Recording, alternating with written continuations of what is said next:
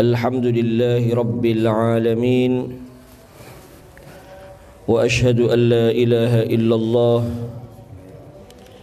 Al-Malikul Haqqul Mubin. Wa ashhadu anna sayyidana Muhammadan abduhu wa rasuluhu sadiqul wa'dil amin. Allahumma salli wa sallim wa barik wa karrim ala ashrafil anbiya'i wal mursalin habibina wa syafi'ina qurrati a'yunina nuri qulubina Muhammad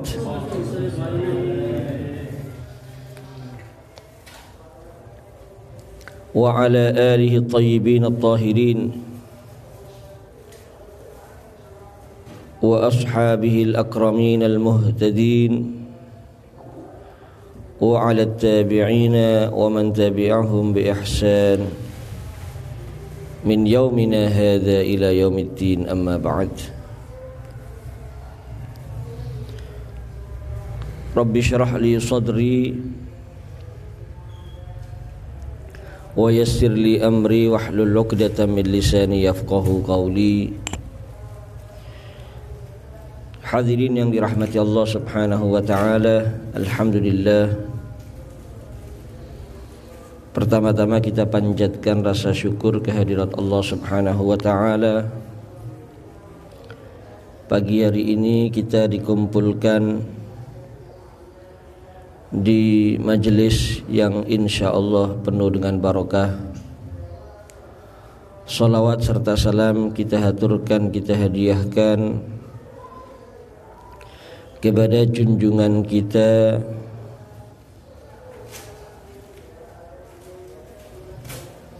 teladan kita Nabi besar Muhammad sallallahu alaihi wa alihi wasallam.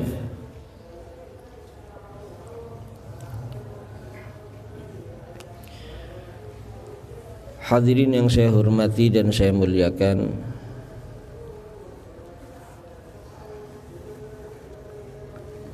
masih melanjutkan sejarah hidup daripada pengarang kitab Ajalatus Sibaq ila Makarimil Akhlaq, Ad-Da'i ila Allah Al-Habib Muhammad bin Abdullah Al-Haddar rahimahullah. Beliau selain ilmu fiqih juga ulumul alah, ilmu alat. Luar biasa perhatiannya juga dengan ilmu alat, khususnya ilmu nahwu.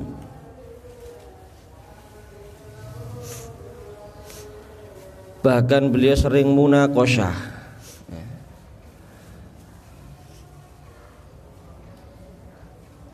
bermunaqasyah dengan santri-santrinya mengenai ilmu nahwu dan menyebutkan berbagai macam i'rab daripada satu susunan kalimat yang menunjukkan bahwasannya beliau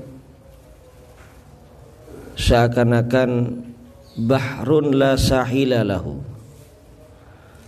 seakan-akan beliau itu lautan yang tidak ada tepinya dari hebatnya beliau dalam ilmu nahwu.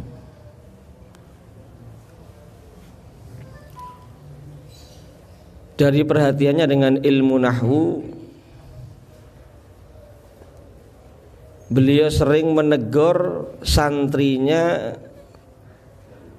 yang ketika tengah-tengah membaca kitab atau berkhutbah atau mengajar ada kesalahan dalam harokat bacaan tersebut. Nahwu ini mboten tepak niku ditegur saking nemeni perhatiane nang ilmu nahwu.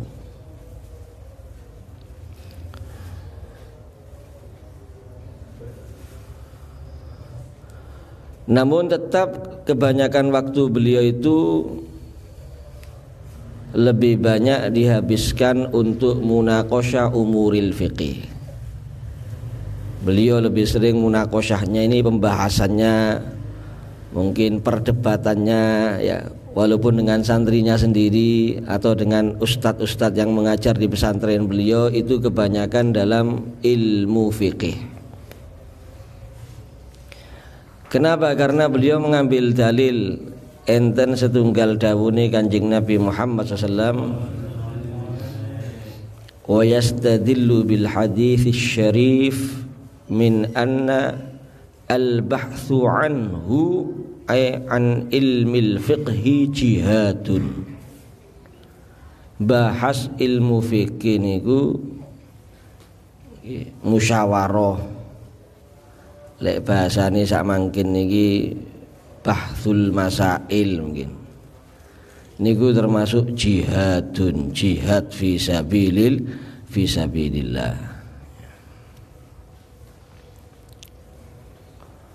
Di antara kitab fikih yang beliau sangat sukai enten setunggal kitab karangannya Al-Imam Al-Imrani,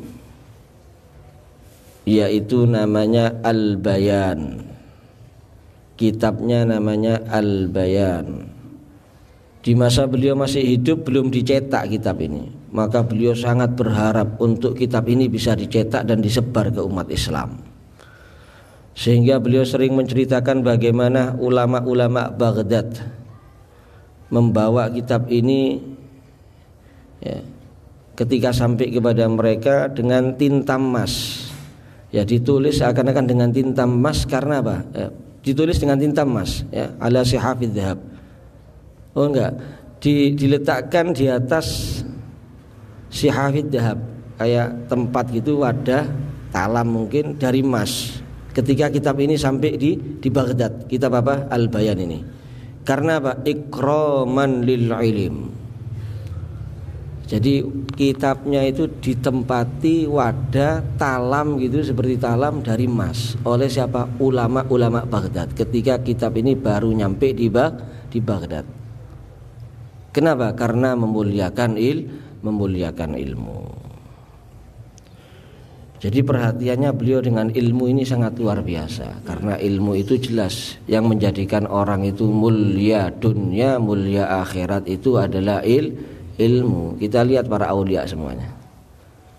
Semua para aulia kita pastikan ahlul ilm, orang-orang yang berilmu. Minimal ilmu itu, kalau nggak jadi orang alim, kalau orang itu berilmu, insya Allah masih akan terjauhkan dari hal-hal yang tidak baik. Karena dalam kitab Adabul Alim wal Muta'allim disebutkan oleh Kiai Al-Had Muhammad Hashim Al-Ash'ari, qala ba'dul ulama al-ilmu amanun min kaidisy syaitan. Ilmu itu adalah pengaman, pelindung dari tipu dayanya setan. Oleh karena itu mari yang semangat menimba ilmu, baik itu ilmu alat, lebih-lebih ilmu fikih ya. Kalau bisa sampai jadi orang yang sangat alim, wah itu luar biasa ya. Akan manfaat juga untuk orang lain, akan manfaat untuk umat ya. Orang yang alim itu derajatnya sangat tinggi di sisi Allah Subhanahu wa ta'ala. Sampai enten setunggal riwayat niku, la yawaddanna rijalun qutilu fi sabilillahi syuhada ayyab'athahumullahu ulama lamma yarawna min karamatihim. Banyak orang-orang itu besok yang mati syahid, terbunuh di medan perang menghadapi orang kafir, derajatnya pun dhuwur yang mati syahid niku para hadirin. Tapi mereka itu masih nyesel mati syahid niku nyesel. Napa? Karena mereka berharap ketika dibangkitkan bukan dibangkitkan sebagai syuhada, tapi dibangkitkan sebagai ulama. Ketika mereka menyaksikan kemuliaan yang Allah berikan kepada para ulama besok di akhirat. Lek kula jenengan pun telat kira-kira kate dadi wong alim nggih. Krana pun kata kesibukan, umure pun rada sepuh, nggih monggo pun lek kula jenengan boten saged dadi tiyang alim, diniati anakku kudu dadi wong alim. Itu harus ada. Aja kadang-kadang sepuntene sing kadang yen duwe anak 5 jurusane donya kabeh. Donya niki sementara ditinggal semua. Lek anak jurusane donya niku paling bungane wong tua ya sebatas teng donya. Sekolahé dhuwur misale nggih, sepunten ini sekolahé dhuwur bayarane gedhe. Kerja bayarane gedhe, paling mentok panjenengan dibangun omah sing apik. Tukokno montor sing apik. Dikei duit akeh sampean. Tapi kaya apa iku kabeh? Mari ngono ditinggal. Lek panjenengan pecah ditinggal kabeh, omahe ditinggal, montore ditinggal, duwike ditinggal. Saya sebatas di dunia mungkin manfaati anak niku jurusan dunia. Tapi lek anak niku alim, amil ya. Alim ngamalno ilmune, nyampekno ilmune, berjuang ngrewangi Kanjeng Nabi Muhammad SAW. Wah itu luar biasa para hadirin. Panjenengan boten hafal Quran, duwe anak hafal Quran. Itu harus ada. Niat seperti itu harus ada semestinya pada setiap orang yang ngaku muslim dan mukmin. Niku ngangkat derajat wong tuwa niku anak alim niku. Napa malih lek anake jenengan hafizul Quran, masyaallah. Teng setunggal riwayat nih. Man qara'al Qur'ana. Qur'an iki keterangane muhaddisin hafidho, maknanya hafidho di sini. Man qara'al Qur'ana wa 'amila bihi tuwija walidahu tajan yaumal qiyamah dhau'uhu ahsanu min dhau'is syamsi fi buyutid dunya. Barang siapa yang hafal Quran dan mengamalkan kandungannya, hafal Quran nggih akhlaki akhlak kaya Quran niku, nglampahi isine Qurane, duduk cuma sekedar hafal. Barang siapa yang hafal Quran dan mengamalkan kandungannya, besok di hari kiamat dipasangkan atau disematkan untuk kedua orang tuanya, bapak dan ibunya, mahkota yang kilauan cahayanya lebih indah daripada kilauan cahaya matahari yang masuk ke rumah-rumah kita ketika kita masih di dunia. Lu bapak kali ibu ini ku diparingi penghargaan kali Gusti Allah. Lek enggak ada anak hafizul Qur'an, padahal sepuntene sing kathah mungkin wong tuane maca Yasin bulet. Yasin bulet. Waqiah lek perlu mboten hafal tiyang sepune. Tabarok mboten hafal. Tapi anake hafizul Qur'an. Lho, bapak ibunya sing ndak melok ngapal Qur'an niku lho. Barokah sukses nggak ada anak hafal Quran, diberikan penghargaan mahkota di hari kiamat yang kilauan cahayanya lebih indah dari kilauan matahari yang masuk ke rumah-rumah kita sewaktu kita di dunia. Kita bisa bayangkan gimana anaknya yang hafal Quran.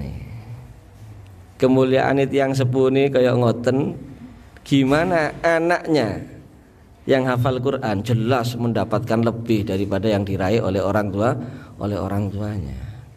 Oleh karena itu mari khususnya yang masih muda-muda ini monggo sing semangat. Belajar ilmu agama yang semangat, jangan khawatir. Kalau orang itu ngaji niatnya ikhlas lillahi ta'ala, oleh luru-luru nih, oleh dunia, oleh akhirat insyaallah. Sukses dunia, sukses akhirat. Jangan khawatir, itu sudah. Ya, mungkin ini dulu pagi hari ini, mudah-mudahan manfaat. Kita sambung lagi di pertemuan yang akan datang. Kurang lebihnya mohon maaf. Assalamualaikum warahmatullahi wabarakatuh.